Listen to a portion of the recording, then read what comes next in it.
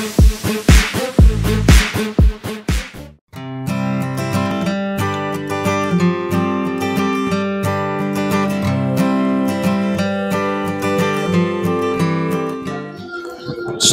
warahmatullahi wabarakatuh. Apa kabar sahabat guru Syarif sekalian? Kembali kita berjumpa, dan pada kesempatan kali ini saya akan mencoba berbagi tentang bagaimana cara mendownload capaian pembelajaran pada kurikulum Merdeka,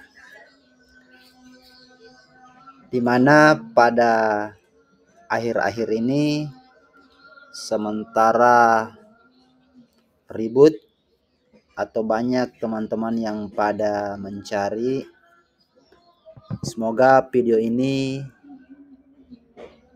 dapat bermanfaat bagi sahabat guru Syarif sekalian. Nah, langsung saja kita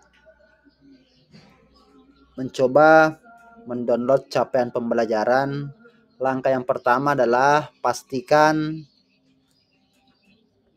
koneksi internet yang ada di perangkat kita terhubung, dan kita masuk di browser yang kita punya. Kalau di sini saya menggunakan Google Chrome. Di sini kita ketikkan kurikulum Kemdikbud. Nah, di sini ada menu atau pencarian yang sudah kita ketikkan tadi. Silahkan pilih yang di atas sini ya, atau kalau tidak menemukan alamat ini, silahkan lihat di deskripsi video ini. Saya cantumkan di deskripsi video ini. Silahkan klik. Di sini kita klik. Nah, tampilan awalnya seperti ini. Implementasi kurikulum Merdeka. Ada notifikasi. Di sini dijelaskan bahwa Satuan Pendidikan Pelaksana IKM Jalur Mandiri tahun ajaran 2020-2023 terdiri dari 3 kategori pelaksanaan. Di mana opsi pertama itu adalah mandiri belajar, opsi kedua adalah mandiri berubah, dan opsi ketiga mandiri berbagi. Tentu Bapak Ibu sekalian sudah memilih opsi kemarin. Kita close yang di bawah, kanan bawah ini kita close. Ini tampilan awalnya. Ini sebenarnya adalah alamat website dari Sistem Informasi Kurikulum Nasional Puskurjar atau Pusat Kurikulum dan Pembelajaran. Di sini ada menu beranda, ada substansi, ada unduhan tentang kami, dan umpan balik. Nah, sekarang untuk mengunduh atau mendownload capaian pembelajaran, kita klik unduhan. Di menu unduhan ini ada beberapa materi, ada beberapa peraturan atau regulasi yang bisa kita unduh. Untuk mengunduh capaian pembelajaran, kita klik regulasi tentang kurikulum Merdeka. Nah, di sini ada beberapa regulasi. Kita pilih yang nomor 2. Keputusan Kepala BSKAP nomor 008/KR/2022 tentang capaian pembelajaran pada pendidikan anak usia dini, jenjang pendidikan dasar, jenjang pendidikan menengah pada kurikulum Merdeka. Jadi ini sudah mencakup semua dari PAUD sampai SMA SMK. Kita klik. Kita klik.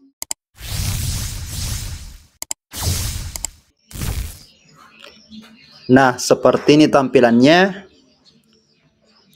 Keputusan Kepala Badan Standar Kurikulum dan Asesmen Pendidikan Kementerian Pendidikan dan Kebudayaan, Riset dan Teknologi tentang capaian pembelajaran pada pendidikan anak usia dini, jenjang pendidikan dasar, dan jenjang pendidikan menengah pada kurikulum Merdeka.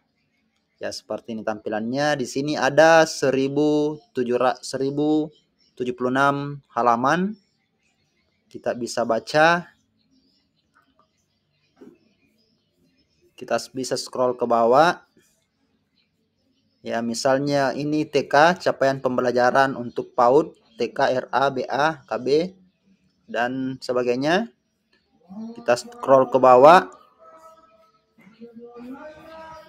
sampai kita dapat untuk yang SD. Nah, ini pada halaman 15 ini sudah muncul capaian pembelajaran untuk SD, MI atau program paket A. Nah, di sini capaian pembelajarannya. Capaian pembelajaran ada 4 item yang ada di sini. Ada 4 unsur. Yang pertama adalah rasional mata pelajaran. Jadi ini per mata pelajaran ya. Per mata pelajaran ada bahasa Indonesia. Jadi rasional mata pelajaran bahasa Indonesia itu adalah menggambarkan bagaimana pentingnya mata pelajaran bahasa Indonesia itu. Di sini bagaimana rasionalnya ada di sini, kita bisa baca. Yang kedua adalah tujuannya. Apa tujuan mata pelajaran bahasa Indonesia? Di sini ada 7 poin. Selanjutnya ada karakteristik mata pelajaran bahasa Indonesia, bagaimana kekhasan atau keunikan karakteristik dari mata pelajaran bahasa Indonesia itu. Ini penting kita baca sebelumnya untuk membuat perangkat ajar atau modul ajar. Dan yang terakhir adalah capaian pembelajaran itu sendiri. Ya, di sini tadi di karakteristik ada elemen dari bahasa Indonesia itu seperti menyimak, membaca dan memirsa, berbicara dan mempresentasikan, dan menulis. Elemen ini sama semua jenjang, cuma perkembangannya berbeda. Yang terakhir adalah capaian pembelajaran. Di capaian pembelajaran di sini terbagi menjadi beberapa fase, di mana kita pahami untuk fase A itu ada pada kelas 1 dan kelas 2. Fase B ada pada kelas 3, kelas 4, dan fase C kelas 5 dan kelas 6. Ini kita bisa lihat elemennya semua sama, menyimak, membaca dan memirsa, berbicara, mempresentasikan, dan menulis. Iya, seperti itu. Ini fase D sudah masuk di jenjang SMP. Ya, SMP 3 kelas 7, 8, dan 9. Yang mana sih capaian yang akan kita ambil di sini? Kita lihat yang pertama. Di sini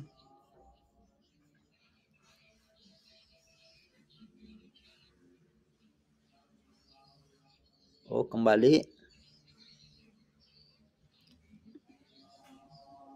Ini tadi ya. Kita scroll. Masih PAUD. Ini.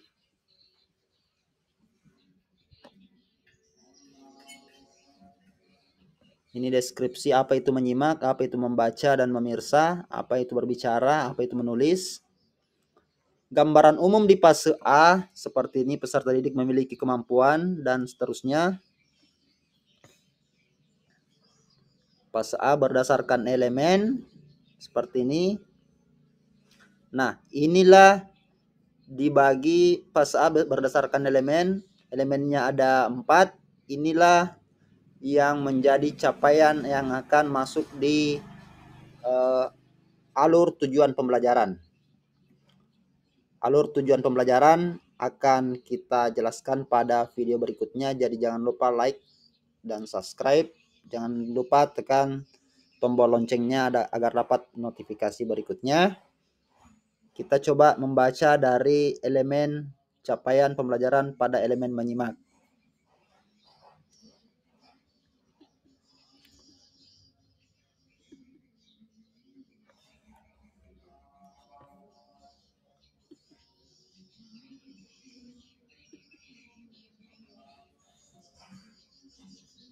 Ini peserta didik mampu bersikap menjadi pendengar yang penuh perhatian. Peserta didik menunjukkan minat pada tuturan yang didengar serta mampu memahami pesan lisan, informasi dari media audio, teks oral, instruksi lisan, percakapan yang berkaitan dengan tujuan berkomunikasi. Ini elemennya ini capaian pembelajaran dari elemen menyimak. Jadi masih ada 3 elemen lainnya. Capaian pembelajaran ini merupakan sesuatu kompetensi yang harus dicapai oleh peserta didik dalam fase-fase tertentu. Jadi kalau fase A, capaian ini akan dicapai selama 2 tahun. Kelas 1 dan kelas 2. Jadi mungkin cukup sekian dari saya. Silahkan bagikan video ini jika bermanfaat. Salam sehat semua. Saya akhiri ucapan dengan ucapan wabillahi taufiq wal hidayah. Assalamualaikum warahmatullahi wabarakatuh.